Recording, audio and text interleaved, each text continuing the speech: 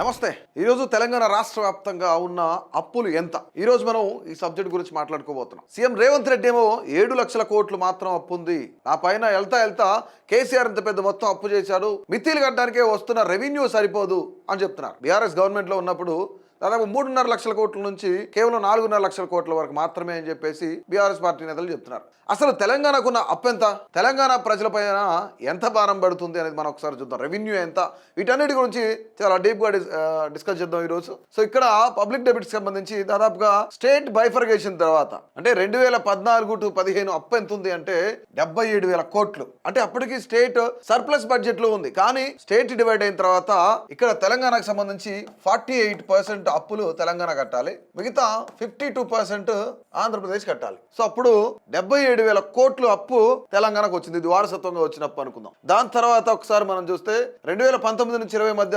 1,85,000 కోట్లు. ఇక్కడ out standing liability చూడండి 1,90,000 కోట్లు అనమాట. అంటే ఇక్కడ పెరుగుతా వస్తుంది, ఇది పెరిగితే ఆటోమేటిక్ ఇది కూడా పెరుగుతుంది. 21కి 2,14,000 ఓవరాల్ గా మనం ఒకసారి చెక్ చేస్తే 22-23కి సంబంధించి మొత్తం అవుట్ స్టాండింగ్ చూసుకోండి 3,66,000 కోట్ల రూపాయలు. ఇది హాఫ్ బడ్జెట్ కాకుండా. ఒకవేళ హాఫ్ బడ్జెట్ అయితే దాదాపుగా 4.5 lakh crores అనుకోండి. హాఫ్ బడ్జెట్ కలుపుకొని అంటే ఇతర కార్పొరేషన్ల దగ్గర నుంచో లేదంటే వేరే వాళ్ళ దగ్గర నుంచో అప్పులు తీసుకొని, అంటే బడ్జెట్లో లేని అప్పులు తీసుకుని దాదాపుగా 4.5 లక్షల కోట్లు అనుకుందాం. కానీ రేవంత్ రెడ్డి ఏం చెప్తున్నారు, మొత్తం కేసీఆర్ అప్పులన్నీ చేసి నా నెత్తి మీద పెట్టి వెళ్ళాడని చెప్తున్నాడు. ఇప్పుడున్న బడ్జెట్ ఇప్పుడు చూస్తే మనం ఒకసారి దాదాపుగా 5,17,000 కోట్లు. సో దాదాపు గ్రోత్ ఇక్కడ మొత్తం అంతా ఫంక్షనింగ్ అని మిగతా అంతా చాలా చక్కగా జరిగింది గతంలో. కానీ రానున్న రోజుల్లో అప్పులనే పెరుగుతూ వస్తుంది. కానీ రేవంత్ రెడ్డి ప్రతిదీ ఏం చెప్తున్నాడు, అప్పులు మిత్తిలు కట్టలేక ఇబ్బంది పడుతుంది ప్రభుత్వం అని చెప్తున్నాడు. కానీ వచ్చే బడ్జెట్ ఎంత, ఖర్చు పెడుతుంది ఎంత అనేది కూడా రేవంత్ రెడ్డి మాట్లాడుతున్నారు. రైట్, ఇక్కడ కాంగ్రెస్ గవర్నమెంట్ వచ్చిన తర్వాత సిన్స్ 2023 డిసెంబర్ నుంచి చూసుకున్నట్లయితే ఈ 19 నెలల కాలంలో అక్షరాల 2 లక్షల కోట్లు, అంటే ఇక్కడ ఇంక్లూడింగ్ 64,539 crores. ఎప్పుడంటే ఫైనాన్షియల్ ఇయర్కి సంబంధించి 2025-26 ఫైనాన్షియల్ ఇయర్కి సంబంధించి మరొక 64,539 కోట్లతో కలుపుకొని దాదాపుగా 2025-26 ఫైనాన్షియల్ ఇయర్కి సంబంధించి 2 లక్షల కోట్లు. ఇది నేను చెప్తున్నది కాదు, స్వయాన ఆర్బీఐ చెప్తుంది. ఆర్బీఐ దగ్గర మరొక 4,000 కోట్లు కూడా కలుపుకొని, అంటే ఎందుకు 4,000 కోట్లు కూడా తీసుకున్నారు ఆర్బీఐ దగ్గర నుంచి అంటే శాలరీస్ ఇవ్వడానికి అని చెప్పేసి చెప్పారనమాట. బీఆర్ఎస్ గవర్నమెంట్ ఉన్నప్పుడు ఏం చెప్తుంది, 6.8 లక్షల కోట్ల నుంచి 7 లక్షల కోట్లు బీఆర్ఎస్ అధికారంలో ఉన్నప్పుడు అప్పు చేసి వెళ్ళారు అని చెప్తున్నారు. కానీ ఆర్బీఐ ఏం చెప్తుంది, 3.5 కోట్ల నుంచి 4.5 లక్షల కోట్లు మాత్రమే అప్పు ఉంది తెలంగాణకు అని చెప్తుంది ఆర్బీఐ. కానీ ఇక్కడ రేవంత్ రెడ్డి చెప్తున్న మాట ఏంటి, దాదాపుగా 7 లక్షల కోట్లు ఉందని చెప్తున్నారు. ఇక్కడ ఫిజికల్ స్ట్రెయిన్ చూసుకుంటే రీపేమెంట్స్ ప్రాజెక్ట్స్ కి సంబంధించి ప్రస్తుతం 2025-26కి సంబంధించి 20,127 కోట్ల రూపాయలు గవర్నమెంట్ కడుతుంది. దీన్ని తగ్గించమని నీతి ఆయోగ్ కూడా చెప్తుంది. అంటే రానున్న రోజుల్లో ఇంకో 35% పెరుగుతుంది, మీకు ఇబ్బంది పడతారు, అంటే దాదాపుగా ఎక్కువ మొత్తంలో కట్టాల్సి ఉంటుందని చెప్తున్నారు. సో ఇక్కడ ఫ్యూచర్ అవుట్లుక్ ఒకసారి చూస్తే నీతి ఆయోగ్ ఏం చెప్తుంది, 12,586 కోట్ల రూపాయలు 2018-19 కడితే దాన్ని 21,821 కోట్లు 2022-23 కట్టారనమాట. సో ఇది నీతి ఆయోగ్ చెప్తుంది, దీన్ని మీరు తగ్గించాలి, డెఫినెట్లీ తగ్గించాలని చెప్తుంది. ఇక్కడ 3.5 lakhs crores బడ్జెట్, ఇక్కడ దాంట్లో దాదాపు 35% అంటే 104,000 కోట్ల రూపాయలు ఈ వెల్ఫేర్ స్కీమ్స్ కానీ వీటన్నిటికి ఫైనాన్షియల్ ఇయర్కి సంబంధించి వెల్ఫేర్ స్కీమ్స్ కానీ వీటన్నిటికి సంబంధించి బడ్జెట్ లో కేటాయిస్తున్నారు. అంటే 35% దీన్ని కేటాయిస్తున్నారు అనమాట. సో ఇక్కడ రెవెన్యూ షార్ట్ ఫాల్స్ ఒకసారి చూసుకుంటే ఓన్ ట్యాక్స్ రెవెన్యూ అనేది మొత్తం స్లో డౌన్ అయిపోతుంది. ఎవ్రీ ఇయర్ 8% తగ్గుతుంది. అంటే ప్రభుత్వానికి వచ్చే ట్యాక్స్ ఏదైతుందో ఆ ట్యాక్స్ అంతా కూడా స్లో డౌన్ అయిపోతుంది పూర్తిగా. అంటే ఇండస్ట్రియల్ యాక్టివిటీ లేదు, లేదంటే ఇప్పుడు జిఎస్టీ కలెక్షన్స్ కానీ వీటన్నిటిపైన ఇదంతా భారం పడుతుంది. ఇక్కడ హై కమిట్మెంట్స్ ఏంటంటే 1,04,000 కోట్ల రూపాయలు వెల్ఫేర్ స్కీమ్. అంటే ఎగ్జాంపుల్ మనం వెల్ఫేర్ స్కీమ్స్ అంటే 6 గ్యారెంటీలు ఇవన్నీ ఉన్నాయి కదా, ఈ 6 గ్యారెంటీలకు సంబంధించి అందులో ఫ్రీ బస్ కానీ వీటన్నిటిలో ఇంక్లూడింగ్ అన్ని కలుపుకుంటే ఎంత అవుతుందంటే దాదాపుగా 1,04,000 కోట్లు అవుతుంది ఎవ్రీ ఇయర్కి సంబంధించి. ఇక కంటింజెంట్ లయబిలిటీస్ చూసుకుంటే ఆఫ్ బడ్జెట్ కార్పొరేషన్స్ దగ్గర నుంచి కానీ వీటన్నిటి నుంచి చూసుకుంటే ఇరిగేషన్ కోసమే దాదాపుగా 50,000 కోట్లు ఖర్చు పెట్టాలి, గ్యారంటీస్ కూడా ఇందులో ఇరిగేషన్స్ కి గ్యారంటీస్ కి వీటన్నిటికి సంబంధించి. ఇక్కడ ఆర్బీఐ మరొక మాట ఏం చెప్తుందంటే దాదాపుగా 32,000 కోట్ల రూపాయలు, అంటే ఫస్ట్ క్వార్టర్ సెకండ్ క్వార్టర్ కి 2025-26 ఫస్ట్ క్వార్టర్ సెకండ్ క్వార్టర్ కి సంబంధించి 32,000 కోట్లు ఇక్కడ అప్పు తీసుకుంది. ఇంక్లూడింగ్ ఇక్కడ 4,000 కోట్లు ఆర్బీఐ దగ్గర నుంచి తీసుకుందని చెప్పాం, దాంతో కలుపుకొని 32,000 కోట్లు అప్పు చేసింది అనమాట. సీఎం రేవంత్ రెడ్డి ఏం చెప్తున్నాడు, 22,500 కోట్ల రూపాయలు మంత్లీ బడ్జెట్ ఇక్కడ జనరేట్ కావాలి. కానీ ఇక్కడ ఎంత అవుతుంది, అవసరమైంది ఎంత, అవసరమైందేమో 22,500 కోట్లు, కానీ వస్తుంది మాత్రం కేవలం 18,500 కోట్లు. కోట్లే. సో ఆగస్టు 16, 2025న యూనియన్ ఫైనాన్స్ అఫీషియల్స్ ఎవరైతే వచ్చారో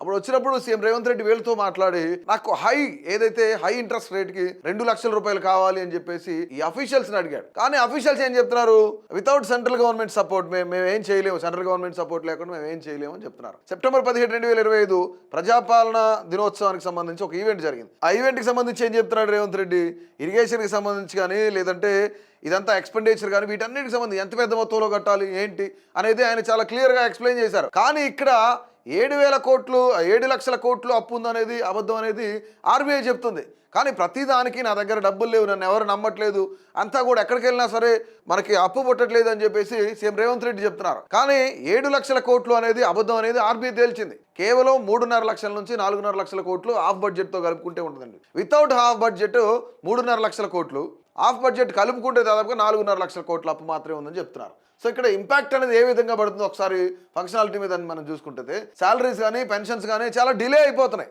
అంటే రేవంత్ రెడ్డి ప్రభుత్వం కాంగ్రెస్ ప్రభుత్వం వచ్చిన దగ్గర నుంచి అందరూ అనుకునేది ఏంటంటే రెవెన్యూ అనేది తగ్గిపోయింది. రియల్ ఎస్టేట్ కానీ రిజిస్ట్రేషన్స్ కానీ స్టాంప్స్ అండ్ రిజిస్ట్రేషన్స్ కానీ లేదంటే ల్యాండ్ అమ్మకాలు కానీ కొనుగోలు కానీ వీటన్నిటి మీద రెవెన్యూ తగ్గిపోయింది. రెవెన్యూ ఇన్కమ్ వస్తుందో దాంట్లో 8% తగ్గిపోతుంది. ప్రతి సంవత్సరం ప్రతి నెల 8% తగ్గిపోతూ వస్తుంది అని చెప్తున్నారు.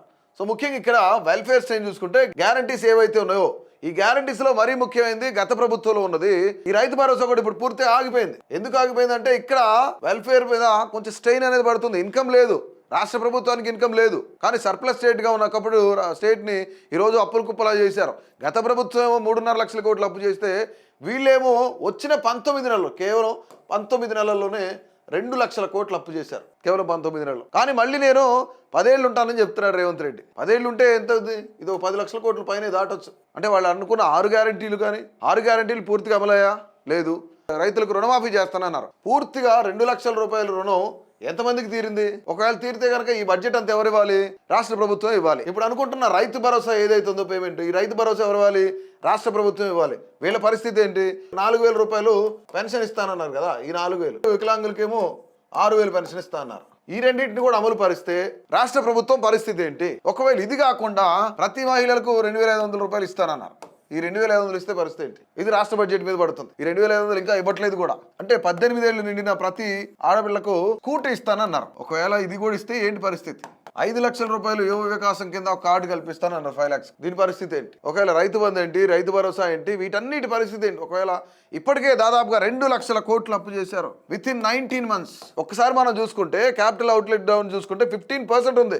ఇయర్ టు ఇయర్ 15% తగ్గుతుంది. మనం ఇందాక మంత్లీ 8% తగ్గుకుంటూ వస్తుందని చెప్తున్నాం. ఇక్కడ ప్రాజెక్ట్స్ ఎందుకు తగ్గుతుందంటే ఈ ఔటర్ రింగ్ రోడ్ కానీ ఇలాంటి ఏవైతే పెద్ద పెద్ద ప్రాజెక్టులు ఉన్నాయో ఆ ప్రాజెక్టులు ముందుకు నడపట్లేదు. కేసీఆర్ పెద్ద అప్పు ఎక్కడ కనిపిస్తుంది? దాదాపుగా 64,000 కోట్లు కాళేశ్వరం ప్రాజెక్టు మీద అప్పు చేశారు. కాళేశ్వరం పారి మీద 64,000 కోట్లు అప్పు చేశారు. సో అలాంటి పెద్ద పెద్ద బడ్జెట్లు రేవంత్ రెడ్డి చేస్తూ వస్తున్నారు, పెద్ద పెద్ద అప్పులు చేస్తూ వస్తున్నారు. అంటే ఇప్పటికీ నాకు 2 లక్షల కోట్లు కావాలి, మరొక 2 లక్షల కోట్లు, ఇప్పుడు చేసిన 2 లక్షల కోట్లు అప్పు కాకుండా మరొక 2 లక్షల కోట్లు హై ఇంట్రెస్ట్ అని చెప్తున్నారు. కొంతమంది జాబ్ హోల్డర్స్ ఎవరైతున్నారు వాళ్ళందరికీ డిఏలు లేక, ఈ డిఏలు అనేవి లేక వాళ్ళు స్ట్రైక్స్ చేస్తూ వస్తున్నారు కొన్ని యూనియన్స్. సీఎం రేవంత్ రెడ్డి ఏం చెప్తున్నాడు? మనంతా ఒక ఫ్యామిలీ, మనం కోఆపరేటివ్ ఉండాలి, ఇలా చేయొద్దని చెప్తున్నారు. ఓవరాల్ గా అసలు ఇప్పుడు అప్పు ఎంత ఉంది అంటే 4.5 లక్షల కోట్లు అనుకోవచ్చు గత ప్రభుత్వం.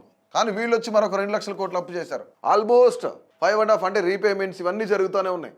రీపేమెంట్స్ చాలా తక్కువ చేయాలంటే అప్పులు తక్కువ చేయాలి, అప్పులు చేయకుండా ఉండాలి. సో ఇది మొత్తానికి తెలంగాణకు సంబంధించిన అప్పు అయితే ఇది. రానున్న రోజుల్లో ప్రభుత్వం ఒకవేళ పథకాలన్నీ అమలు చేయాలంటే ఇంకెంత అప్పు చేయాలి? ఒక్కొక్కల మీద, రాష్ట్రంలో ఉన్న ప్రజలందరి మీద ఎంత భారం పడుతుంది? ఇక్కడ రెవెన్యూ తగ్గిపోయింది, రియల్ ఎస్టేట్ తగ్గిపోయింది, రిజిస్ట్రేషన్స్ తగ్గిపోయినాయి, అమ్మకాలు కొనుగోలు ఏవైతే భూముల అమ్మకాలు కొనుగోలు తగ్గిపోయింది, భూముల రేట్లు తగ్గిపోయింది. ఆల్మోస్ట్ రాష్ట్ర ప్రభుత్వానికి వచ్చే ఇన్కమ్ అంతా పూర్తిగా తగ్గిపోయింది అనేది ఇక్కడ అంచనా వేశారు విశ్లేషకులు. ఆర్బీఐ చెప్తున్న లెక్కలపైన మీరేం చెప్తారు?